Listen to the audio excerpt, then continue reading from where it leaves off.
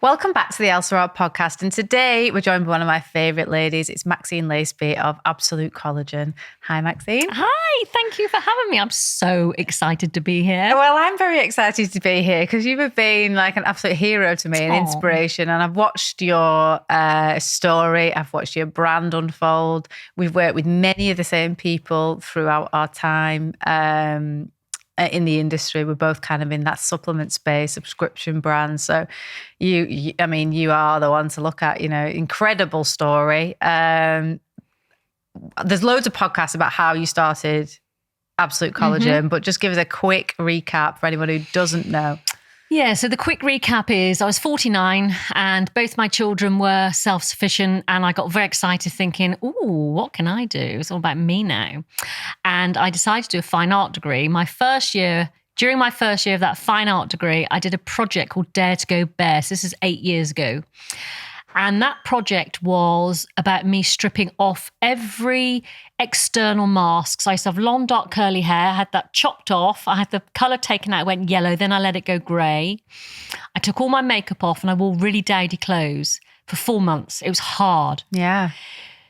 What it made me realise how desperately insecure I was about who I was and what I looked like. And so I started looking at myself kind of like three-pronged, sort of spiritually, emotionally, and physically. And the first physical thing I did was I started making and drinking my own bone broth. From that, I had a most amazing sense of well-being, lots of research, talking to scientists and lots of prodding and trying to find out. I discovered it was the collagen that was in the bone broth that was having this amazing effect on me. And that is how Absolute Collagen was born. I mean, now it is one of the fastest growing brands in the UK, as said so by the Times. Yep. Is it fourth Yep. fastest growing business in the UK? My God, I mean, what a rise to, success. It's incredible. I think one of the things I first noticed was I used to get fed your ads all the time on Facebook, and you were front and center of the brand. And I was recently in Mexico, and in 12 hours, I met two people that not only heard of you, but had also met you. And I am on the other side of the world. One of them was from a company called Recharge, which is a subscription software company that you know. And the other one was a lady who ran events, and she'd worked with you on an event. Did you ever think when you started this business that, wow, I'm going to be so well known as you are? Absolutely not. And it was never about being well known. The only reason I am front and centre and was at the beginning is because I wanted her to be seen. I wanted her to be heard. And I wanted her to have the best product and the best experience. And I only trusted myself at that time to do that. So, which is why we went direct to consumer. Back in 2017 when we launched, nobody was direct to consumer. No. We were the first no obligation subscription. You can cancel any time. It was all about making sure her experience was a phenomenal one. And that's still how we operate today. So it's never been, if you'd have said to me at 16, at 57, you're going to be the face of a beauty brand, you're going to have short, grey, curly hair, I would absolutely howl. Yeah. For me, it's never about the looks. It's never about, I just turn up as me so that I ensure that she is looked after. And it's just, that's how it is, and that's how it's evolved. Yeah, I feel that. I think your community feels that. It's been very community-led from day one. Even though your team has grown exponentially behind the scenes, I feel like you are there as the voice of the consumer. Like, I can imagine if you sat in a boardroom and everyone's chewing over figures or whatever, or maximising profit or whatever, or where they're spending it, and you're like, hang on a minute. Because money is money, whatever. But let's put consumer first. Yeah, and team. And team first. What's the right decision? 100%. So I brought in a CEO 2 years ago. She's phenomenal. She's 62, wears no makeup. She is incredible. I love her to bits. And so I don't really do much, although people say to me, what do you do? My job is, and it's always been what I've done, I've got the Absoluters, which is our community on one shoulder, I've got the team on the other, equally as important as one another. And any decision that's made, whether it's in the boardroom or not, I'm constantly thinking, how will that affect the Absolute, or how will that affect the team? And the team is really, really important. There's 70 of us now, which is mad. And I always say, I see you for what you do. I don't see what you don't do, because we've all got sides of us that aren't as good. And, we've got qualities that are brilliant and some that are not. So I always see the positive in everybody and I allow them the space to be. And I think we do that in our community as well. When I started the business, I was 50, and I always said, I have no desire to look 21. Yeah. I am really, really happy with the way I look and who I am.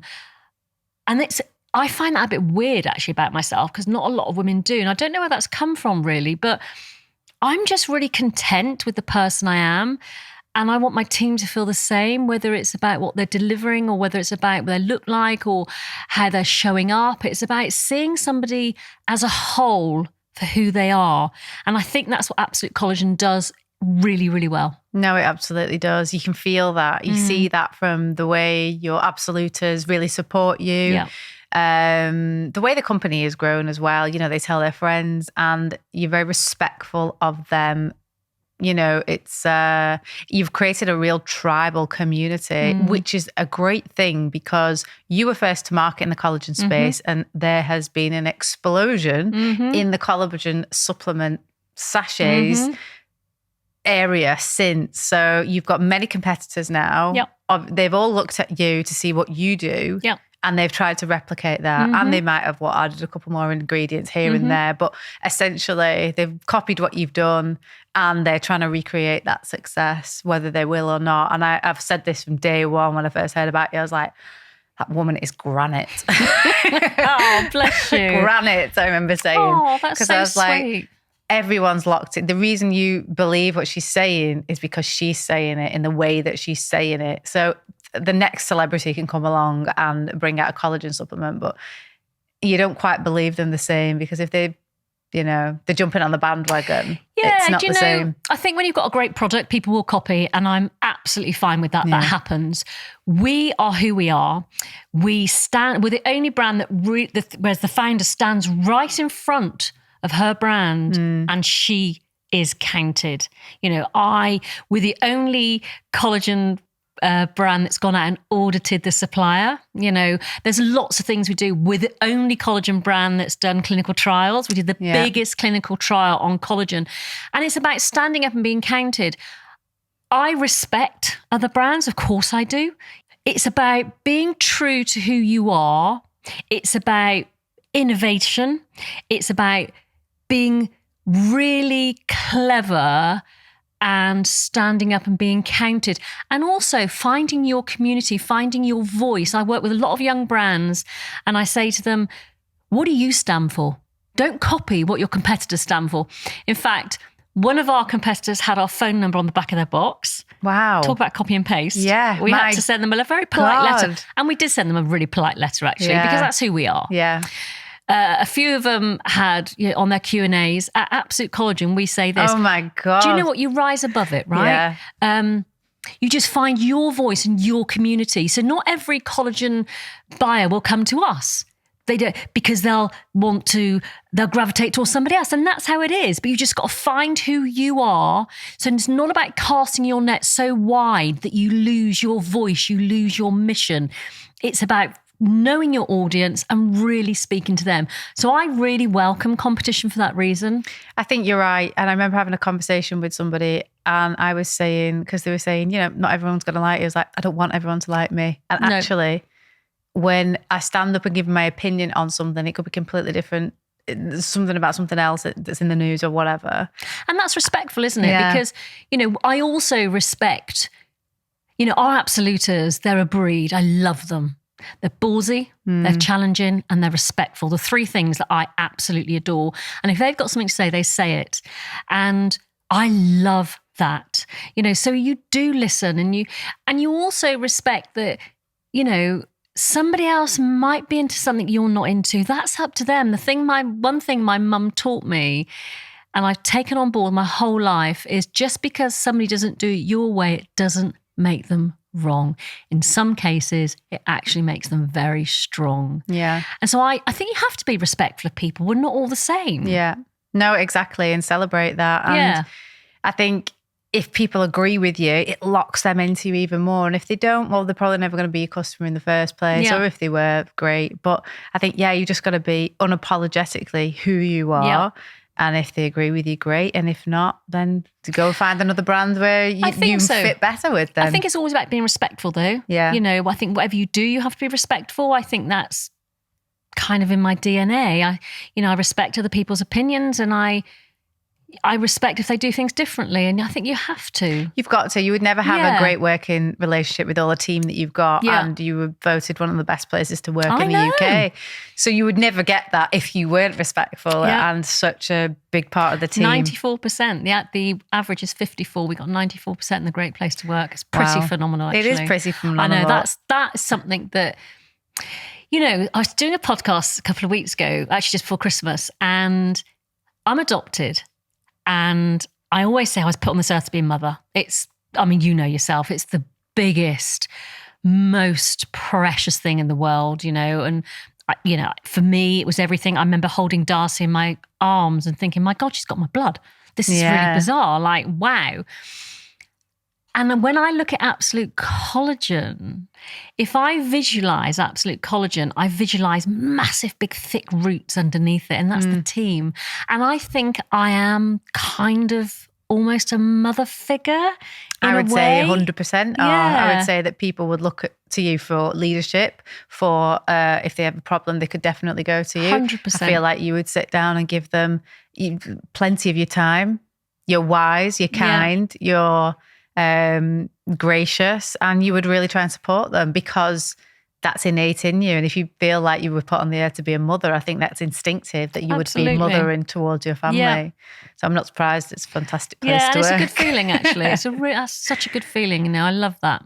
You touched on the clinical trials before, and I'm somebody who absolutely believes in clinical trials. I can't wait for the day I can do a clinical trial, but they're very expensive. Very expensive. Before I started Elle-Sera and picked the ingredients, we only picked the ones that had the double-blind, randomised, placebo-controlled studies behind it, the gold standard of studies. So, when you got to that point where you knew you could do a clinical trial to really hammer home the message and educate your customers, you've done that with outstanding results. So how did that go? It was something we always wanted to do, but as you said, it's very, very expensive. There's always a risk as well to clinical trials, especially if they're double-blind gold standard. Because they could come the other way. You could end up thinking, oh my God, this doesn't work. We did ours because we've got 8 grams of collagen. And we know you don't need any more. We know that. And so it was like, we need to prove to our audience, because it's also about sustainability. We don't just throw ingredients in to make a claim, because that's not who we are. It's not I am as a person. That's a little bit misleading. It's not to say we won't in the future, but they've got to really have a reason. And so the trials were really, really important to us. And as I said earlier, it was the biggest clinical trial ever done on a collagen supplement.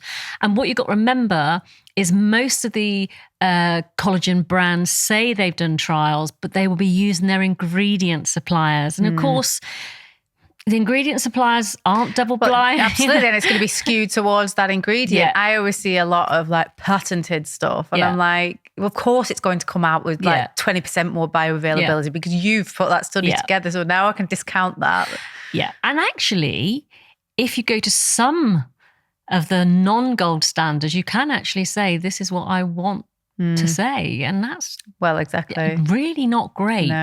You can purchase the outcome pretty much. Yeah. And before that, it was user trials, which you've got. And that's brilliant. User trials, and they're really respected nowadays. And so they should be. And they give you the confidence to then go ahead and, go for that clinical 100%. Trial. And also just when you're having a terrible day, you're like... God. And then you get a nice review and you go, listen, we're back in the game. Oh, I know. Do you know what? We've got a private Facebook group called The Absoluters, and it's private for a reason. It could be our biggest marketing tool. And we discuss it at the board a lot. Should we make it public? And we keep it private because those women deserve to feel safe. Yeah. And that's why it's private. And I go in there in the evening and I just read the messages and oh my God, my heart melts. wonderful community of support for each other, loyalty. If someone's having a bad day, they'll come in. And like you say, the reviews, you're changing people's lives. It's like, wow. And it offers them that friendship. Yes, they've got something in common. They're both consumers of the same product, but now they have made friends. I bet they meet up for coffee with people in the same area. I think we've had a marriage. Oh, wow. I'm pretty sure we've had an engagement or a marriage, which is bizarre. But yeah, they meet and they chat and I just love it. And Katie, I love her. So Katie's our social butterfly. She's been with us since 2017, May 2017 when we launched. And we kept getting messages and I never, ever wanted a message to go unanswered within a few hours. And I was busy. So I put Katie in charge of social and she's still social today. She is just a beautiful person. She cares so much. That's a bit like Kelly. She's got that. Like she is like, oh God, Alyssa, can we send this woman flowers, please? And I'm like, I know, it's fab. I love it. Love we have like a bit of petty cash in the office that we send to people to make the dreams come true. And I think that's absolutely lovely. We do that, and it's really nice. Someone's having a hard day, absolutely, and just love it. Well, exactly, and that's that's about building a brand and that community, loyalty, you know? And they're realising that actually you've got to be more than a product, I think when we launched Absolute Collagen, we were a product. And it takes time. I always say to people, you can't become a brand on day one. No. You have, and I didn't know this. Everything I was doing was about building a brand. I have no business experience whatsoever. I was a very, very happy stay-at-home mum from 27 years old, looked after my ex-husband's my stepchildren who I adore. Then we had children. And so I have absolutely no business experience. I just always do the right thing. It's really simple. And I think the keys to success with Absolute Collagen is we've always done the next right thing. It's really, really simple. And I say to people, business shouldn't be difficult. It's signposted. It's bloody hard work, as you well know. I mean, really hard work. There's some days where, not so much now, but I would be on my computer at 6 a.m. I'd be there till 2 a.m, sometimes falling asleep. You know what that's like. House full of collagen. You know, hilarious. I'm like sat there in the bathroom trying to take content pictures of my iPhone. I'm like getting my friends to like get the hairdryer so we can get ripples in the bath. And, I'm like, we can't afford a model. I'll do it. Use my look at you. You can be the model. Oh, God. But so, it's hard work, as you well know. And, very hard work. But I also think there's something great about, I started my business at 50 and I had the time for the first time, for a long, long time as a woman and a mother. I think we give so much to other people because it's in our DNA. It certainly is in my DNA. And then suddenly it was like, oh my God, I can do what I want. This is mad. And I loved it. And I don't think it was it was all about timing for me as well. Absolute Collagen couldn't have come to be had I not had the time. Interestingly enough, I found a bucket list I'd written in 2012. Wow. Recently. And the weird thing is, it says invent something. Nice. Not start a business. Isn't that weird? Yeah. Because I've always had a very curious mind. And we were talking earlier, I've got ADHD and I'm pretty sure it's part of that. And I think, that coupled with, you've got this product, you want to bring it to people. If I want to get from A to Z and there's loads of things in the way, I'm telling you now, I'm getting there. I don't care how hard it is. I don't care how long it takes. I am getting there. And I think being 50 and my children kind of being self-sufficient, I had the time and that was great. Yeah, that is something I wish I had. I mean, the first year when I didn't have Grace, I was aggressive with our growth. We didn't have a marketing plan. I didn't do digital marketing. And we got to 1,000 subscribers with no digital marketing. And I was like, wow. And we turned over a lot in the first year. I was like, fucking hell. And then everything was spent on digital marketing. Yeah, and then I went, I should really get a digital marketer because imagine what I could do with them because I got pregnant then. So I was like, I need help. And all we did was saw it plummet. And I was like, okay, so now I can't let it go because, there's something about that growth that's quite frightening though, isn't there? Because you have to let go of some of the tent pegs. And, very much like you, I knew there were certain things I wasn't great at. There's quite a lot I'm not great at. Everybody in my business is far superior than I'll ever be. And that's exactly as it should be. Yeah. And I've always put people in place to strengthen my weaknesses. And I'm a very good judge of character. And I think that comes with age. It also comes with a displaced childhood, a little bit of a naughty childhood. And, my mum was an alcoholic. I was left on my own a lot and I had to fend for myself a lot. And my intuition comes from knowing if I was safe. I had to walk in a room age 7 and look around and think, am I safe? Yeah. And I had to feel that. And so I am a really, really good judge of character. And I think another of the successes of Absolute Collagen is putting people in place to strengthen my weaknesses and giving them the reins. I've gone to find them. I know they're good because I found them. And out of the people I've seen, that's the person I want. I have to have the courage and respect to give that person the reins. That's tough. Yeah. That's really tough. But it's served me well so far. You're absolutely right. My dream is to be able to step back and it runs perfect without me, Should do. Oh yeah, seamless, and all I need to do is drop in, be the face, be the founder, sometimes make those key decisions. But ultimately the goal is, can that business run without you? Because that's a real business. Yeah, it is. And we went for investment in end of 2020, and that was about, we didn't need the money. It was about strategy and it was about getting brilliant people around the board table. My CEO is ex-vice president of Amazon. Wow. She's phenomenal. I bet. And other people around the board are phenomenal. And it was about getting that strategy. It's about how can we deliver the best for the Absoluter? How can we grow? How can we, I don't have the answers. And I didn't want to play with it. I knew collagen worked. My point of reference is always Absolute Collagen works. I knew I was first to market and I knew I wanted to do it fast and I needed the right people around the table. And again, that was instinct. So when we went for investment, we had, at the end of the 10 months, there was 3 investors that wanted to invest. We didn't go with the one that offered the most money because it was never about the money. We also, funnily enough, didn't go with the one that was going to grow us the fastest. Right. Because for us, it's a journey. We want to enjoy that journey.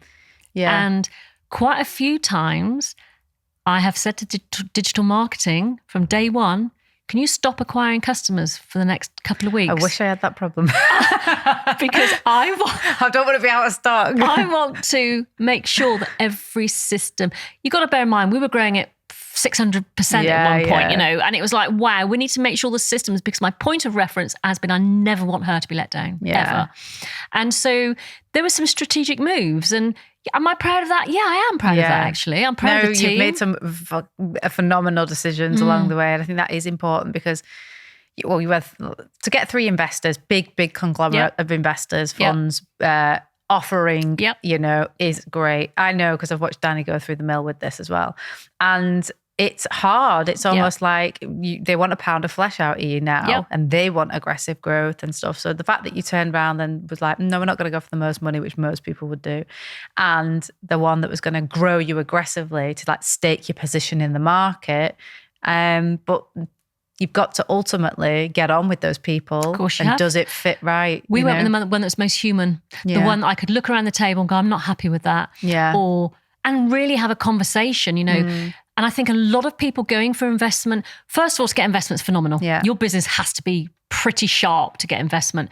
And secondly, you want to have those conversations. They're not always right. You're not always right. So there's a bit of, you have to have these conversations and there has to be that respect there. I work with a lot of young people a lot of young brands going for investment, and they go bowing and scraping. I go, no. Your brand's brilliant. You go and go, you want to invest in this brand, and that's how it should be. I'm doing a lot of work this year on female founders going for investment, because obviously only 2% goes to female founders. And I believe the thing that's overlooked is they don't go for investment. They're not always being turned down. They don't go for investment. So I was self-funded. Yeah. And I'm quite glad I was self-funded, because I wouldn't have been allowed to have made some of the decisions I made. So it was good at the time, but having the strategy we took investment at the right time. But when I get people come to me for investment today, they're either not ready or have left it too late. And I think there's a massive making them more savvy to investment. And that's what I'm working on this year with NatWest and a few other people. I think that's really important. Yeah. I went to I think it was called, I can't remember it. It was an angel funding meeting anyway. And we were all having a discussion. Why do you think that women don't get investment? And I said, the elephant in the room for me is, let's just be honest, biologically, we are less risky than our male counterparts, and they do get ahead career-wise because we do have a baby. I've noticed it myself. If I'd had Grace earlier or later in my life, I think we would have been in a further on position than we are now, 100%, because I would have been in work every day, very aggressive, grow and grow at any cost, whatever. But I couldn't because I was off having a baby. So we've grown, but nowhere near as much as I know we could have done if I hadn't have had that. Fair enough. And I watch a lot of other brands who started at the same time as us, and they're a little bit further ahead now. I'm like, it's fine. Don't worry about it. I just want to make sure that females, and I talk about females a lot because I'm a female, right? And I think we do need to recognise one another. I'm part of a group called Buy Women Build. It's all female-founded brands. It's brilliant. And I love that because we all help each other. But for me, I want them to be really aware of what that brand is worth, and to be what's the word? Not advised, but empowered by information, to know what they need to do. Exactly. And the terminology that some of these funds use and things like that. It's like, I remember I have a friend, when I was going into Selfridges and they were asking me all these acronyms, I was like, what the fuck is this? And that's okay. Exactly. I will always say, I don't understand that. And I don't care if people think I'm thick. Exactly. They haven't got a £30 million business. Yeah. I don't, and even when I was turning over £1,000, if I will not leave a room unless I understand what's being said. But that comes with confidence in yourself. Because at first you're a bit like, I should know this. There's no one else. If you walk out that room, you don't know who there's no one else to turn to. So you have to know. Yeah, and sometimes I bury my head in the sand and I'm like, my accountant is the one I get. We're going through my figures every few months and we go through and they're just talking to me about tax efficiencies and blah, blah, and I'm just like half tuned in, half tuned out sometimes. And I'm thinking, no, this is the crux of your business. Tune in and get with it. But I'm a bit like big picture, like the creative side, and I hate looking into the financials sometimes. And there's nothing wrong with that. There's things I'm great at and things I'm not great at, right? And that's okay. There's things I will switch on to straight away and I'll be, this is really interesting. Yeah. And there's things I'm not interested in. And that's okay because we're all just human, the right? The back end of Facebook meta ads is also something I don't want to look at. I'm like, oh my God, the interface is just like making my eyes boggle. Yes. I don't understand it. I don't want to understand it. Find somebody who can understand this. Yes, but definitely. Yeah. So we've spoken about a lot about collagen today, but what is it and why do we need it? So when you get to about 25, around about 25, your collagen levels start depleting. And the only way to put it back is to take a collagen supplement. So your collagen is responsible for, it's the glue that holds you together. So it's responsible for fine lines, wrinkles. If you look at a 7-year-old child, they can bend, you get older, you can't sort of bend as much. That's your collagen depleting. So when you take Absolute Collagen, what happens is you ingest the collagen, and ours is a liquid in a sachet. And it goes. We have it here on the table for anybody who is... And it's looking at and this we've got our new sachets as well, which is so lovely. Anyone who's looking this on widescreen, there we go. Thanks, Dylan. And so you take it and it goes straight into the bloodstream because it's hydrolyzed. So collagen is a protein and protein should not go into the bloodstream, which anyone that's done O-level biology will tell you. However, it's undergone a process of hydrolyzation, which means it's been broken down to such tiny particles that it goes into your bloodstream and it goes straight to your fibroblasts. Now, your fibroblasts sit under the skin and they're responsible for making collagen. So not only is it putting collagen back into your body, it's also saying to your fibroblasts, wake up, stimulate, make collagen. So that is how the collagen works. Yeah. I mean, I've been using your product for about 3 years now. Can't imagine not using it. And I put my discount code all the time on Instagram and it gets used all the time. And I always recommend it. There's lots of ladies. Whenever I go and do like a ladies' lunch and I'm talking about Elle-Sera, I always say, can you put your hands up if you take supplements? Nearly every single one I'll put collagen. They always say collagen. And then I'm like, which one do you take? Okay, well, let me just tell you why this one's better than the others. Because for that reason, sometimes they're taking a bovine collagen. Yeah, I mean, Marine collagen is better for skin, hair, nails. It depends what you're taking it for. And not a lot of people realise that it's great for hair and nails too. It's also good for a lot of other things. So we're not a medicine. So if someone puts on our website review, my joints stopped taking, we have to take it off. Yeah. Because we play by the books. Right, okay. We're very well behaved. And because we're not a medicine, we're not allowed to say that. So we have to take it off. But yeah, I mean, there's so much to collagen. And it's also a protein. There's 8 grams of protein nearly in that sachet. And women of a certain age don't get enough protein. And so it's really, really important. And I designed it so it can be taken any time of day, on the go. I always have one in my bag, in my car, and I just take it as and when I feel like it. No, it's a brilliant product, and like I said, we've spawned many since. But you're the market leader; you were the first to market. But it's not the only products you've brought out. So we've got some of them here. So I think you then, after the collagen, came serum.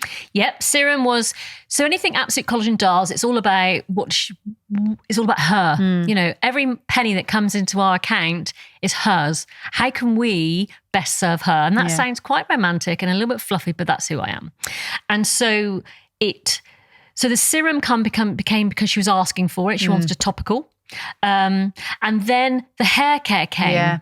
And this is interesting, actually. So back in 2018, we had a message on Facebook and it said, I've been taking this for 2 weeks and my hair's really shiny. And someone said, that defines science. And I'm like, yeah, right, that does define science. She's right, because I listen to people. And I reached out to a top trichologist, Eva Proudman, and I said, would you do trials on our supplement? Because people are saying it's really helping their hair. And I brought it out for skin. She went, yeah, sure. And she went, oh my God, it's pretty amazing for hair. So so when you take the collagen supplement, so your hair is the second thirstiest organ, but the least important. So when you take Absolute Collagen, your body is a really clever thing. It will go to where it's needed first. So it might be working within your body that you don't know. So if you've got a leaky gut, which is very Western diet, it will go to fix that first. Then it will come to other areas like your skin. Your hair is the last thing it will come to. And what it does is it's got all the essential amino acids to strengthen hair. So that's why it works for hair. So I said to her, yeah, but people are saying even after a couple of days, sometimes their hair's shinier. She went, yes, because it increases your sebum. Right. So your sebum's oil that comes out of the skin. And of course, it comes out of your scalp hair too. Follicles, yeah. So if you brush or you're playing with your hair, the sebum's going to travel down the shaft and make it smoother. So yes, of course it does.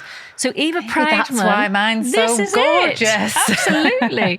So Eva Proudman's been with us ever since. And we spend a lot of time researching and talking to our absoluters because of direct to consumer still, which is lovely. And they don't always know what products they want, but they know what the issues are.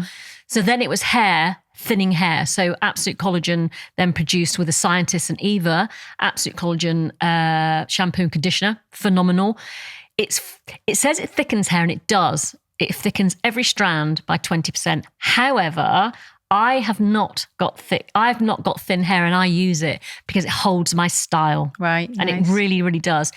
Then last year, well, we've been working obviously more than last year, but we launched our topicals because that's what our absoluters were saying they wanted. Yeah. So Absolute Collagen Deep Lift Skincare range. And we've got so obviously this, so we then, I've got it. Yes, that's all yours, isn't it? So which one you've got there? That's the Deep Lift Day Cream. Yeah, so it's all deep lifts. It's all for lifting. Very well used, if you can see that. Absolutely so that's, love it. SPF 30 as well. So you put your serum on, you wait for that to absorb.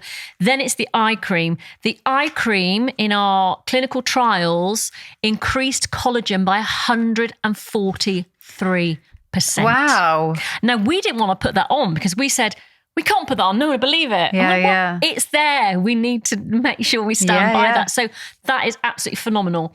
And then for me and all our absoluters, and I think it was because of everybody sort of, in lockdown started working remotely. Everybody was concerned about their neck. And I think it's the one thing when I look, I'm like, my neck. And so our Deep Lift Neck and Deck Cream is absolutely a joy. So I was reading actually one of your emails, and it was one of your team, lovely team, had written an email of why you need a different like cream for your neck and neck, basically. Yeah. That it's completely different skin to your face, and it should be treated as such. Yeah. So when we were developing this, I was saying to the scientists, well, I'll just use my day and night cream on my neck. I don't need a neck and neck. He went, no, you absolutely do. So your neck is completely different skin, similar to the eye. So it has to be thin. It has to be a little bit saggy because it has to move when we eat and stuff. And so it does have to be treated differently. The neck and neck has got dermasculpting, and it is phenomenal. So it's very sort of, I just love it. And I slather myself in it. And then we've got the night cream, which, as you know, very is luxurious. I mean, and you only need a little bit of it. Like, little goes a long way. Well, it depends on your skin. I need quite a lot on mine. Yeah. Well, I was like, I remember using what I would regularly use, and I was like, oh my God, I look like Mrs. Doubtfire when she puts her head in that cake. I was like, wow, this goes far. Yeah, it does. And the day cream especially. Not everybody would like an SPF in their day cream. I personally do, but it's not for everybody. I've got one friend who, she runs and she says, I don't like it. I like to sweat more. So everybody's different. But yeah, I'm very, very, very proud of all our range. And hey, what next? Apologies for interrupting this podcast, but I need to ask a favour. If you're enjoying this podcast so far, then please hit that subscribe button right now. I'll be straight up and honest that I want to see this podcast grow and flourish into something that I'm really proud of. And the only way that I can do that is with your help. So if you've ever learned anything useful from these conversations, then please return the favour by liking, rating, subscribing, and maybe even sharing it with your friends. Thanks very much. Let's get back to the episode. Well, that's what I was thinking. I was thinking, what is next? Where do you go from here? I'm sure you've got irons in the fire. Yeah, we have. And you know what? There's so many areas we could go in. Yeah. Are you in retailers? We're not. Right. And we're not saying still never. D2C. We're still direct to consumer. We're not saying never. Was that a conscious decision? Yeah. Because the value of the business is the value of those consumers. And I would say the customer service they get from you is not going to be the same customer service that they get from any other high streets throughout. We might consider it. Now we've got a range that will sit on the shelf, because a subscription supplement's not great for retail because the retailers want them to come back. And of course they'll buy one and then they'll go online. But with the whole range sitting together, it could sit quite nicely on the shelf. But for us, it's about the right retailer. We get asked all the time by, I bet you do. I mean, we get lots of phone calls from lots of high street and big retailers. And it can be tempting, eBay rang me yesterday and said, would you consider selling? Well, now they want to become a bit of a challenger platform to Amazon, I believe, the conversation I had with eBay yesterday. That's interesting. Yeah, we'll fully support you. We'll put your page together, whatever. I was like, well, we'll chat another time. But again, I've not done that. I mean, I ventured into retail in the very first few months with Selfridges purely as a PR stunt, lift the brand. Yeah. It had taken it from some little Instagram brand that I'm telling like his people is great to now, wow, it's actually well done, Alyssa. You've done something really, like people took it seriously then. Whereas, and they wanted such a low volume that it was very easy to do. And then I used to mystery shop my own product in there all the time, and horrendous experience. I was like, that's the thing, isn't it? Exactly. So I pulled it out, because I thought, well, the value of the business is in me looking after my customer. It's that customer retention. And you cannot underestimate that, especially nowadays. Yeah. People want to be treated with respect. They want to be seen. Yeah. And that's what you do. Your menopause supplement is great. And, it's aimed at a woman that deserves to be looked after, right? Yeah, I was reading in the Times today that millennials, which is my era, are now coming of age and they're now coming into menopausal age. I'm 38, so a few years now, and I'll be perimenopausal. And I spotted this a while ago and I was like, I'm sick of seeing frazzled women saying I'm going through menopause. And that's like the whole, I'm sick of seeing that trope all the time, which is why we use older ladies. We're going through menopause, but they look fabulous. They're very vivacious in our marketing. And this piece in the Times was about, aren't we sick of seeing sad, ridiculed women? And I was like, we've never been that, and we've never portrayed that as a brand. Very much like you, we really respect our customers. And do it's interesting, isn't it? This whole menopause thing. So I've written a book, whether I ever released it or not, I don't know. And in that book, I talk about my own experience as a female. I have been through 18 stages in my life, right?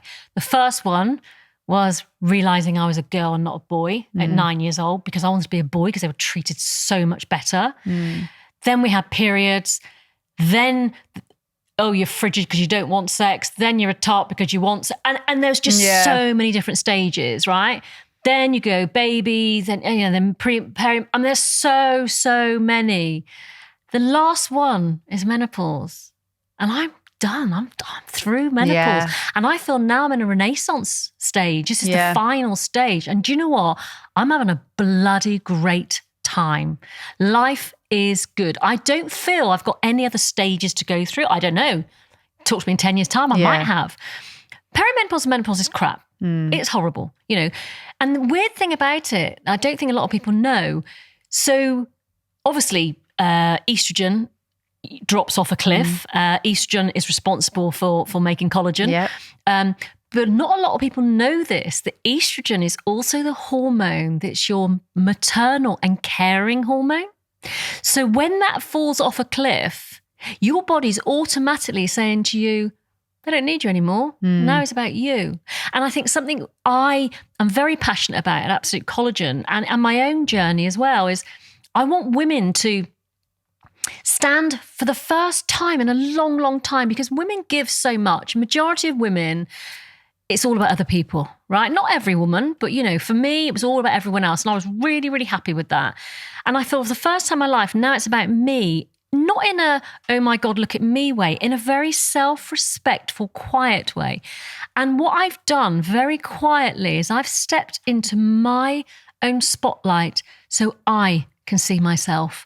Not because I'm going, I'm here, everybody, I want everyone to see me. It's just about that very respectful, very quiet, I'm here. And I feel that I've now got the time for that. And that is a beautiful thing. I'm telling you now, it is gorgeous. So I think getting through all the stages, and it's just another stage. That's exactly, you've hit the nail on the head. It's a natural stage. And I've been banging this drum. I'm like, you wouldn't medicalize puberty. So let's stop medicalizing the menopause because, and I've argued with Facebook about this, because if you mention the menopause, they go, no, that's medical. I'm like, no, it's not. No, it's a natural stage of a woman's life. So let's put these rules on it. And again, a lot of the things I see in the news as well, very commercializing, rightly or wrongly. But it's a natural stage of life. Embrace it as much as you can. Don't fight it. I think everyone's experience is different. 13 years ago, I was suicidal. Right. I was in my bed, and I'm 100% sure that was perimenopause or menopause. Looking back, 1,000,000%. It was snowing, and I was too frightened to put the bin out. Look where I am today. Yeah, exactly. Right? I'm quite convinced, but we have to go through those things. And, I always say, anybody going through that, stop. Observe where you are. This is a stage in my life. You can't run away from it, right? It's there. You have to not embrace it, but accept it. And then you have to learn different skills to manage it. And there's lots of things out there. I do get a bit sick of the whole commercialism around menopause. I'm not stupid because I'm menopause or post-menopause. I'm far from stupid. Women, we are pretty damn cool. We got a lot of experience. Those 18 stages I've been through, wow, they've taught me a lot. Yeah. So I'm absolutely not stupid. And we need to realize that we're not, we do have the skills. And talk to your friends. What are they doing? What might work for one friend might not work for you, but there's so much information out there. Probably a little bit too much information, but we're not stupid. We know what works for us. Yeah. But I will caveat that and say there's a lot of terrible experiences out there. And as I said, 13 years ago, I was one of those people. So I'm never pretending that didn't happen. And I talk about that quite openly because I want somebody else to go, oh my God, I don't want to go to the post box today. That's how I feel, And that's okay. And I think we do need to talk about that. I think it's really important. But for me today, I'm in a good place. I'm in that spotlight where I can see myself And it's really, really nice. There was I talk about this actually. So probably like every woman going, I may as well have laid petals for my children to walk. And I'd open the doors and they'd walk through. And then Margot, she was about 15. About 15. And we jumped out the car when we got home and I opened the door and she burst through it. And I went, no, Margot. She looked at me. I went, it's time I walk through the door first. Oh my God. She looked at me. She went, we didn't say a word. That changed so much. Right. Not only did she see me differently, I saw myself differently. And it was just like, if we could only turn that dial a little bit to go, this is our time and it's not a selfish thing. You know, we're not here to knock anyone off the spot because that's not who women are. We're here just to be ourselves, embrace ourselves and fall in love with ourselves, really. And there's a lot of women who won't do that, even when they do come to that age and the kids have flown the nest, the partner might be there or not there, or they're still about everybody else. Yeah, and I'm always not. will be, yeah. When I say I'm not, I am. Of course I am. Yeah. But it's just different. It's I think you've got to train the people around you as well. You know, my children are self-sufficient. I've made them self-sufficient. Well, we were just talking before and I was like, if you haven't seen Maxine's daughter, both of them, I've met them both. And actually, I don't think I have met Darcy, but I've seen a lot of her online. She's poised, she's articulate, she's beautiful, she's successful, and she did an Ironman, and I was like, oh my God, not only did I love her before, but now I'm like in awe of her. And Margot, what a beautiful young girl, you know, she's incredible, so articulate and chatty and engaging and confident. Yeah, and good people. Very good people. Like, I know they're involved in the business and AC is a very much family-run business, but even if they weren't, you'd probably give them jobs anyway because they're so great at what they do. And I think people probably underestimate, like Darcy is your 100%. co-founder. Yeah. And yes, you are like front and centre of the brand, but like, do you think that people underestimate her and what she brings? I think they used to. Right. I think when we first did the investment, They just thought it was a bit of a Nepo baby situation. Yeah, and now they realise, I mean, I am under no illusion. Absolute Collagen would not be the product, the business, the brand it is today without Darcy. She's pretty phenomenal. And I'm a massive risk taker. Darcy's not. So the marriage of that's really good because I'm a foot to the pedal kind of girl, 100 miles an hour. I'm driving that juggernaut and it's just going A to Z, we'll get there. And she's the one going, what about this? What about that? What about this? Have you thought about this? And that's why it works. Margot does all our organic social. So she's always chucking a camera in front of my face and getting me to do a stupid TikTok dance. Not doing that anymore, Margot. And you know what? We have fun.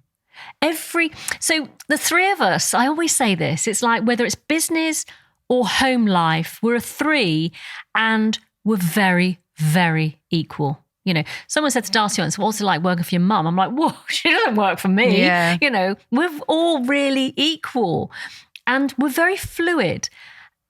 And we kind of like, when one of us has got a strength, we come forward, then we go back. And I love that about us, you know.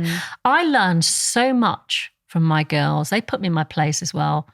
Really put me in my place because we're a different generation and we have to keep up, you know. And if I'm wrong, boy, they'll tell me, but again, in a respectful way. And I listen and I go, oh, okay. Because there's a respect there. Absolutely. Yeah. It's, that's so important. And the trust there, you know, Trust is important. That's important. Like, I turn to my dad for everything. Oh, like I love every that. single day I ring him. I can't make a decision really without at least. Love that. I'm not as risky as Danny, but I'm well riskier than my dad. He is Mr. Steady Eddie. He is cross the T's, dot the I's, reads over every single contract. You know, change that wording, change that. Yeah. Well, let me just tell you the potential pitfalls of this. Brilliant. That's what you need. Yeah, That's great. absolutely. And then he gives me, I was just involved with a trademark dispute for the last 2 years with Elle magazine. Had one of those. And I was a bit like, I'm not changing my name, not doing anything. He was a bit like, well, let's just see what they're saying because you could lose your business, you'd lose everything you've worked for and everything else. I was like, I hear what you're saying, Dad, but no. Do you know, I'm going to do it anyway. He went, right, well, as long as I'm giving you the information, don't come back to me and say I didn't. And do you know what? That's really, really good because if I look at my board, so that's what they'll do. Yeah. So if I look at my CFO, right, he's there my chief finance officer. Yeah. He crosses the T's, looks at contracts. I will ask him for advice. He will give me the advice. I will still make my own decision, but I'm informed. Absolutely. And I won't always do what he says unless it's risky for the business. That's different. Yeah. But if it's something, and it's about taking the temperature of that. It's about making sure you're informed, making sure you've got all the information. And I do that a lot. I will talk to a lot of people, get all the information, but ultimately I'm the one that makes the decision. And I generally stand by that. And you can change your mind as well. Yeah. No, absolutely. He's got nothing to gain just by telling me this information. He wants the very best for me. Of course he does. That's great. Like your CFO, he's in the business, so he only wants the best for the business at the end of the day. They're giving you the best advice. You touched then just quickly about you've written a book that you might not release. I would say that would be a travesty because I think you're so relatable. You've got a very unusual story. I've read a lot of interviews with you in preparation for this.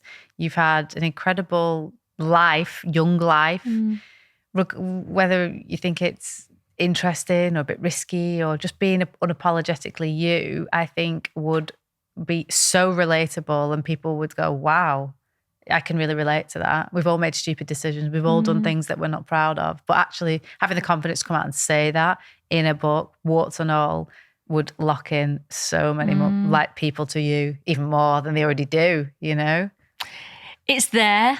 I really enjoyed writing the book, actually. I was going to say, how was that experience doing it? It's weird because of my ADHD, so I had to wait till I was in the right frame of mind to do certain things. And it's kind of going back on things that sometimes is quite hard. And I remember I had an editor and I sort of, in one of the chapters, it says, I had a good childhood, and she underlined it and said, did you? And that was actually, I had the same child as everybody else in my street. I was no different. It was the 70s, it was a council estate, and we were all the same. But I had to acknowledge that actually it was quite tough. My mum worked nights. I was left on my own quite a lot. And I think I was 13 and I remember she said to me, I've got a really good job, it's really good money. I went, oh, brilliant, that's really good, Mum. My brother had left home at that point to live with my dad. And she said, yeah. And I thought, why is she looking worried? And she said, well, it's nights. I was like, oh, great. Yeah. But I could not tell her I was scared. So I had to stay on my own 2 nights a week. How old were you then? 13? Yeah. And that was hard. I lived in a flat and it was so scary. I was so scared, but I'd never tell her.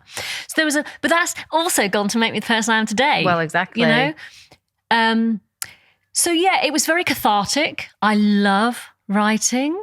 I really do. And I'm surprised. I like writing. It's there. I might release it. I might just do bits of it. I remember saying to somebody recently, if you've got something to say that will benefit other people, you have a duty to say it. And that's Absolute Collagen. If I had a product that would benefit other people, I have a duty to bring it out, similar to you.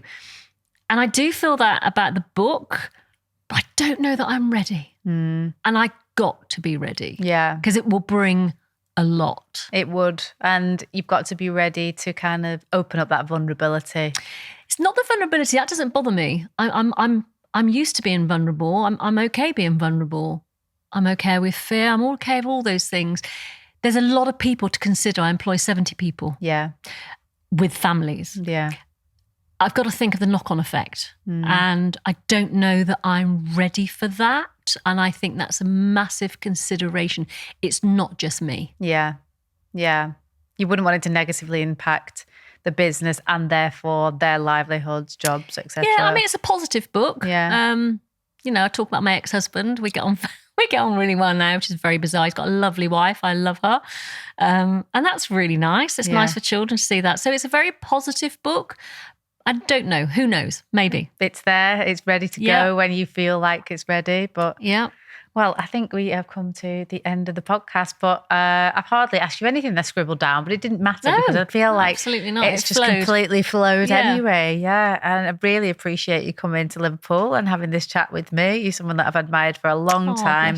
You're an incredible businesswoman, not only in our sector, but in the UK. You're probably one of the best entrepreneurs to come out of the UK in the last 10 years, in my opinion. And I can only see a bright yellow future. A yellow future. I love that you're actually wearing yellow. And thank you. And right back out at you, because it's bloody hard. It's hard to stand in your truth and be counted sometimes. And that's what we've done. Yeah. So touche, my darling. Thank you. Thank you very much.